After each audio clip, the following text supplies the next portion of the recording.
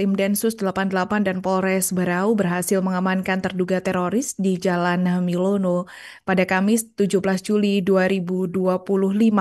Terduga teroris merupakan pasutri di sebuah kios di Jalan Milono. Kapolres Berau AKBP Khairul Basyar membenarkan adanya hal tersebut dan mengungkap bahwa adanya kedua pasutri tersebut telah menjadi incaran tim Densus 88. Untuk informasi selengkapnya akan disampaikan wartawan kami yang telah terhubung dari Tribun Kaltim, Renata Andini. Rekan Renata, silakan laporan Anda.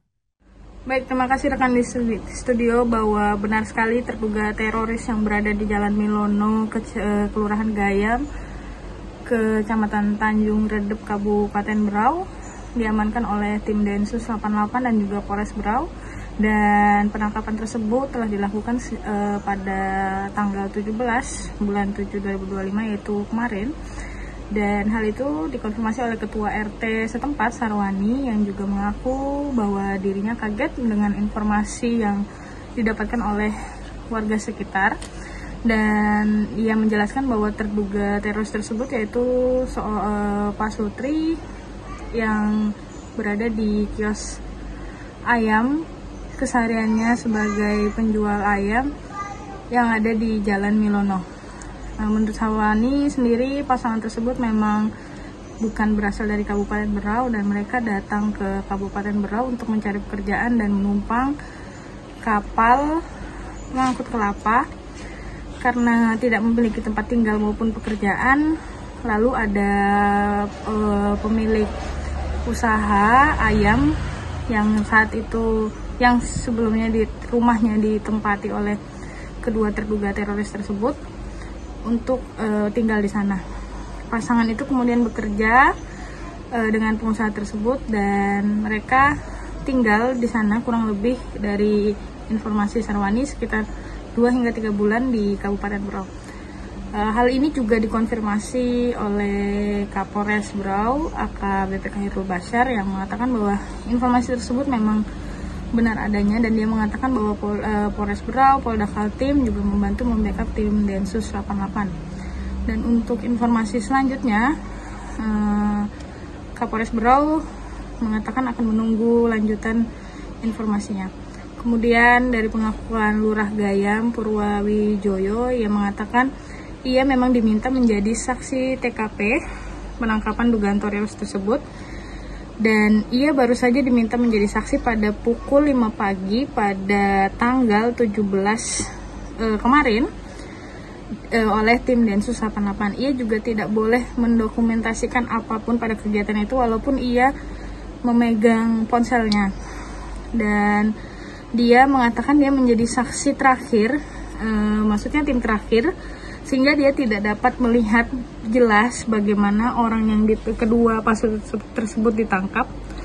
Dan ia mengakui juga bahwa memang dia masuk ke dalam rumah tersebut, dan saat rumah itu tersebut digeledah hanya ada pakaian, KTP, dan juga diakuinya mereka tinggal di rumah sebuah kamar petak saja yang mungkin kurang lebih berukuran 5 x 6 meter. Dan tidak ada kasur ataupun bantal di dalam ruangan tersebut, namun hanya ada kompor, wastafel, dan juga seperti LPG, piring, dan seperti itu untuk penunjang kehidupan sehari-hari. Lurah Gayam pun tidak diminta untuk kemana-mana, hanya berada di lokasi tersebut, dan dia mengatakan bahwa operasi itu sangat senyap dan target aslinya hanya suami saja. Namun yang ditangkap oleh tim Densus 88 yakni pasangan suami istri tersebut. Mendapatkan keterangan itu, dijelaskan Lurah, tentu saja membuat pemilik rumah yang menolong mereka kaget, dan juga warga Tanjung Redep juga kaget tentu saja.